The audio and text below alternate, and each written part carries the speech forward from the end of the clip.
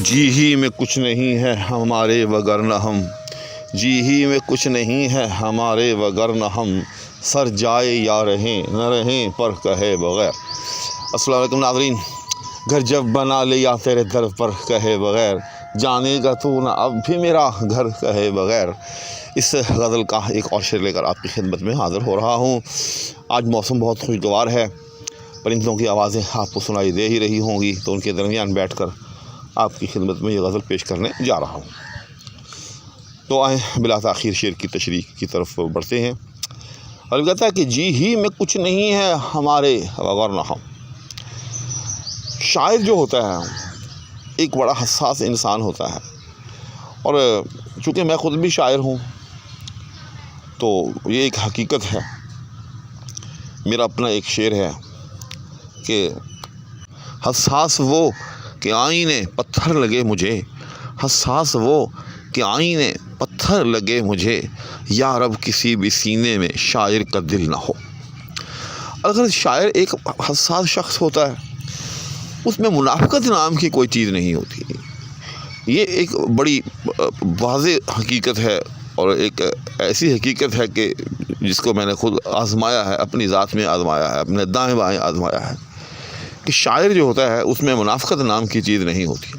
جو اس کے دل میں ہوتی ہے وہی اس کی زبان پر ہوتی ہے۔ زبان اور دل کے اندر یگانگت، یوں سمجھیں کہ جو بھی ایک بائی برتھ پوئٹ ہے، جو ایک حقیقی شاعر ہے، متشاعر نہ ہو بشرطے کہ، ہاں اگر متشاعر ہے، متشاعر کا مطلب کہ شاعر نہیں ہے، فطری شاعر نہیں ہے، اسپونٹینیسلی شاعر نہیں ہے، ویسے ہی اپنے آپ کو جو ہے وہ متکلف طریقے سے، یعنی تکلف آمیز طریقے سے اپنے آپ کو شاعر بنا رکھا ہے۔ تو اگر ایسا شخص نہیں ہے تو اس میں منافقت نام کی کوئی چیز ہو نہیں سکتی۔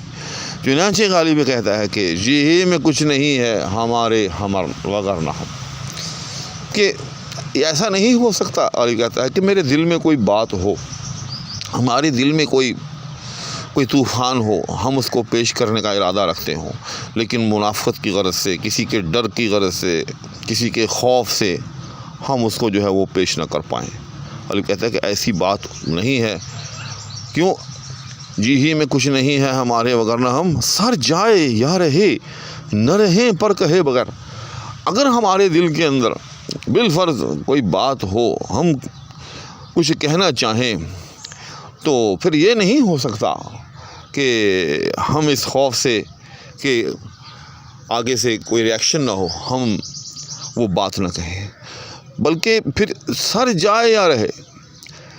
سر جانا یعنی سر کا قلم ہو جانا، یعنی جان چلی جانا، چاہے پھر جان ہی کیوں نہ چلی جائے، چاہے اس راہ میں ہمارا سر ہی قلم کیوں نہ ہو جائے، ہم وہ بات جو ہے وہ کہے بغیر نہ رہیں۔ تو یہ تو ہو گئی اس کی ویسے تشریح۔ اب اس کے اندر کچھ شاعرانہ نکات کہ یہ جو لفظ رہنا ہے، اس نے اس شعر کے اندر بڑی خوبصورتی پیدا کر دی ہے۔ وہ کیسے کہ دیکھیے اس کی ردیف ہے رہے بغیر، اور ادھر سر جائے یا رہے نہ رہیں پر کہے بغیر۔ تو دیکھا کہ سر رہے یا نہ رہے، ہم کہے بغیر نہ رہیں۔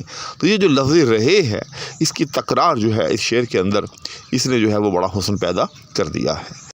اس کے علاوہ اگر ہم اس کو غالب کی طبیعت اور ان کی خودداری، ان کی وزاداری اور ان کا جو ایک خاص مزاج تھا، اس تناظر میں دیکھیں، تو پھر اس میں یہ ہے کہ غالب نے اس میں جو ہے اپنی خودی کا اظہار کیا ہے۔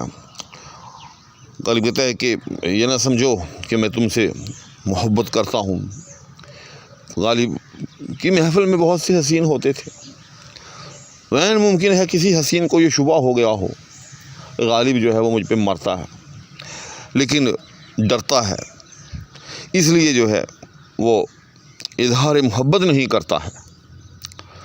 تو بس اس کی تردید کے لیے غالب نے پھر یہ کہا کہ جی ہی میں کچھ نہیں ہے ہمارے وگرنہ ہم، کہ اے حسین، اگر تجھے یہ شبہ ہو گیا ہے، تجھے یہ شک ہو گیا ہے، وہم ہو گیا ہے کہ میں یا ہم تم پہ مرتے ہیں لیکن ڈرتے ہیں، اس لیے اظہار محبت نہیں کرتے ہیں، تو سن لو جی ہی میں کچھ نہیں ہے ہمارے وگرنہ ہم، کہ ہمارے دل کے اندر ہی کوئی ایسی بات نہیں ہے، کوئی اظہار محبت کی کوئی خواہش نہیں ہے، یہ محبت ہی نہیں ہے۔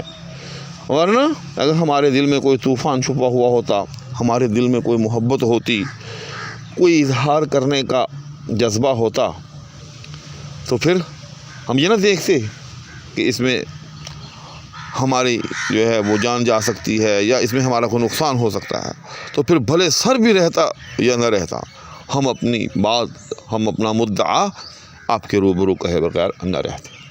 تو ناظرین، غالب کی اس غزل کے جتنے بھی اشعار ہیں، ان میں وہ جو غالب کے ہاں ایک میتھمیٹکس ہے اشعار کے اندر، میں اس کو میتھمیٹکس سے تعبیر کروں گا، ریاضیاتی یوں سمجھیں کہ خیال آرائی ہوتی ہے غالب کے ہاں، اچھا خاصا دماغ کو جو ہے یوں سمجھ لیں کہ اس کو گنگھالنا پڑتا ہے، اس کو جوڑنا پڑتا ہے، اس سے کام لینا پڑتا ہے، تب جا کے غالب کے شعر کی تہ تک پہنچا جا سکتا ہے۔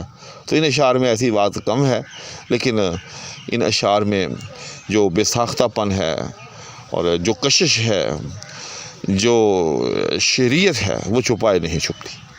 تو اسی کے ساتھ دعاؤں کے درخواست کے ہمراہ اور اس وعدے کے ساتھ کہ اگلے شعر کے ساتھ پھر حاضری ہوگی، آپ سے اجازت چاہوں گا۔ اگر کوئی دوست میرے چینل پر نئے ہیں تو ان سے یہ التماس کہ وہ چینل کو سبسکرائب ضرور کر لیں، ساتھ موجود بیل آئیکن کو بھی پریس کر لیں تاکہ ان تک میری تمام ویڈیوز کا نوٹیفیکیشن پہنچتا رہے۔ اسی کے ساتھ اجازت چاہوں گا۔ اللہ حافظ۔